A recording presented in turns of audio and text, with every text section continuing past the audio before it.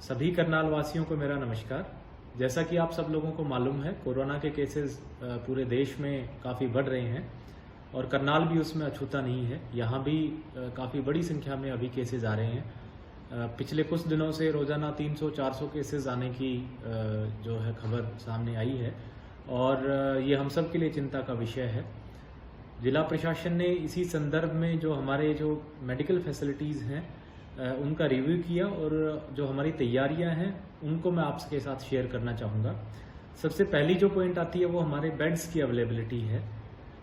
मैं आपको बताना चाहूँगा कि जितनी भी प्राइवेट हॉस्पिटल्स हैं करनाल में, जो मुख्य प्राइवेट हॉस्पिटल्स हैं, हमने ऐसे 10 अस्पताल आइडेंटिफाई किए हैं और उन सभी को डायरेक्शंस ये दिए हैं कि जितनी भी उनकी कैपेसिटी है बेड की, चाहे वो नॉन आईसीयू बेड्स हों विद ऑक्सीजन सपोर्ट या आईसीयू बेड्स हों, उसका 20% जो बेड स्ट्रेंथ है वो कोरोना पेशेंट्स के लिए रिजर्व करके रखेंगे और उसमें सिर्फ कोरोना पेशेंट्स को ही उन बेड्स पे रखा जाएगा। इस सिलसिले में इन अस्पतालों के साथ हमने मीटिंग भी की है, जो आईएमए है उनके साथ भी मीटिंग कर ली है और इनको सख्त हिदायतें दे दी गई हैं। इस प्रकार से अगर मैं आज की बात करूं तो हमारे कल्पना चावला मेडिकल कॉलेज में जो हमारा डेडिकेटेड कोविड हॉस्पिटल है उसमें लगभग 210 बेड हैं जो नॉन आईसीयू बेड्स हैं विद ऑक्सीजन सपोर्ट, जो हमने रिजर्व किए हैं। उसमें से 136 भरे हुए हैं और 74 अभी वैकेंट हैं, अवेलेबल हैं। अगर मैं पूरे जिले की बात करूं जिसमें कल्पना चावला मेडिकल हॉस्पिटल भी है और साथ में 10 प्राइवेट हॉस्पिटल्स भी, तो लगभग हमारे पास 370 total non ICU beds available हैं जिन पे ऑक्सीजन सपोर्ट है और उसमें 260 के अराउंड ऑक्यूपाइड हैं और 110 के आसपास वैकेंट हैं। तो इसका मतलब ये है कि जो नॉन आईसीयू बेड्स हैं विद ऑक्सीजन सपोर्ट, उसमें हमारी जो सिचुएशन है वो कंफर्टेबल है। हमारे पास पर्याप्त मात्रा में बेड्स अवेलेबल हैं और लॉन्ग टर्म में हम इस कैपेसिटी को बढ़ाने की भी कोशिश करेंगे। जहाँ तक बात आईसीयू बेड्स की आती है, वहाँ पे थोड़ी सी हमारी कंस्ट्रेंट है। हमारे पास जितने बेड्स अवेलेबल हैं लगभग 90% उनकी ऑक्यूपेंसी है, यानी वैकेंसी सिर्फ 10% है। कल्पना चावला में हमने जो हमारा डेडिकेटेड कोविड हॉस्पिटल है वहाँ हम कोशिश करेंगे कि जल्दी ही जो वहाँ का आईसीयू है उसकी कैपेसिटी 40 बेड से बढ़ा करके 100 बेड तक लेके जाएं। उसके लिए करनाल के जो सांसद महोदय हैं संजय भाटिया जी, उन्होंने अभी रिसेंटली अपने एमपी कोटा से ग्रांट दी है जिससे हम मॉनिटर्स परचेज करेंगे और आने वाले 2 से 3 दिन में जो कल्पना चावला का कोविड आईसीयू है उसकी क्षमता बढ़ा करके 100 बेड कर दी जाएगी। साथियों, चूँकि कोरोना का में केसेस बढ़ने का समय है और इसमें काफ़ी ज़्यादा मिस इन्फॉर्मेशन लोगों के पास होती है और उस वजह से अननेसेसरी पैनिक फैलता है, तो हमने एक पोर्टल बनाया है। उस पोर्टल का जो एड्रेस है वो है e-dishakarnal.in। इस पोर्टल पे आपको कल्पना चावला मेडिकल कॉलेज, साथ ही 10 प्राइवेट हॉस्पिटल्स, इन सब की बेड अवेलेबिलिटी की डिटेल लाइव बेसिस पे आप देख सकते हैं।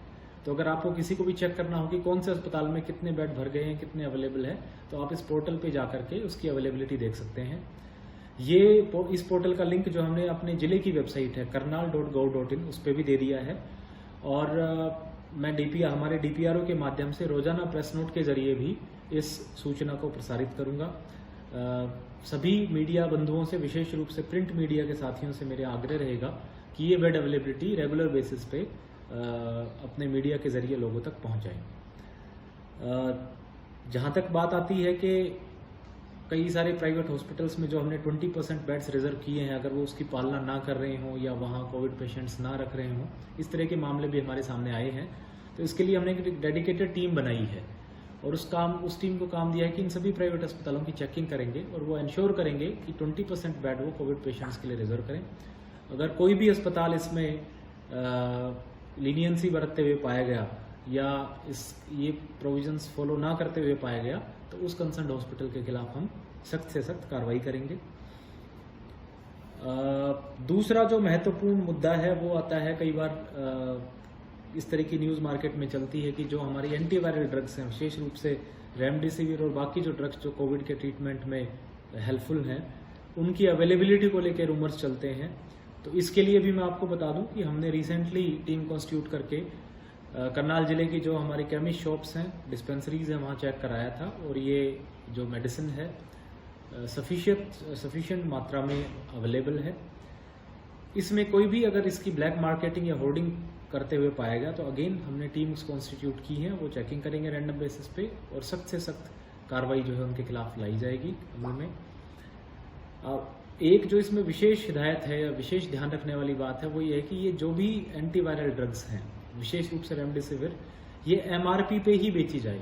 कोई भी केमिस्ट शॉप, कोई भी डिस्पेंसरी, कोई भी मेडिकल इंस्टीट्यूशन अगर इसको एमआरपी से ज़्यादा रेट पे बेचता हुआ पाया जाता है तो उसके खिलाफ हम सख्त कार्रवाई करेंगे। इसके अलावा हमने एक कोविड केयर सेंटर भी बनाया है जो हमारे माइल्ड और मॉडरेट केसेस हैं जिनको तुरंत हॉस्पिटलाइजेशन की आवश्यकता नहीं है, उनको हम इस कोविड केयर सेंटर में रखेंगे। अभी हमारा प्रेजेंटली कोविड केयर सेंटर जो एनडीआरआई है हमारी उसके अंडर चल रहा है जिसमें 50 बेड की क्षमता है। हम इस कैपेसिटी को बढ़ा के 250 बेड की करने जा रहे हैं। 2-3 दिन में हम इसको ऑपरेशनल कर देंगे। ये फूसगढ़ के कम्युनिटी सेंटर में चलेगा, वहाँ पे हमारी मेडिकल टीम की भी डिप्यूट रहेगी और 250 की इसकी बेड स्ट्रेंथ होगी। 250 पेशेंट्स तक हम वहाँ रख पाएंगे। तो मेरी सभी लोगों से यही आग्रह रहेगा कि किसी भी प्रकार की भ्रांतियों पे बिल्कुल ध्यान ना दें। प्रशासन की तरफ से कोविड महामारी से निपटने के लिए पूरे प्रयास किए गए हैं। हमारे पास सारी जो मेडिकल फैसिलिटीज़ हैं सफिशिएंट क्वांटिटीज़ में, मात्राओं में अवेलेबल हैं। अगर कोई भी हॉस्पिटल, कोई भी केमिस्ट शॉप्स, डिस्पेंसरी, कोई भी इंडिविजुअल अगर आपको गलत सूचना देता है या सरकार के नियमों का पालन नहीं करता है, मेडिसिन की होर्डिंग करता है, ब्लैक मार्केटिंग करता है, तो आप मुझे शिकायत दें डीसी ऑफिस में, या फिर हमने एक 1950 नंबर से एक हेल्पलाइन शुरू की हुई है।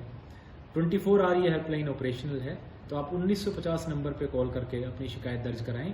हम सभी दोषियों के खिलाफ सख्त से सख्त कार्रवाई करेंगे।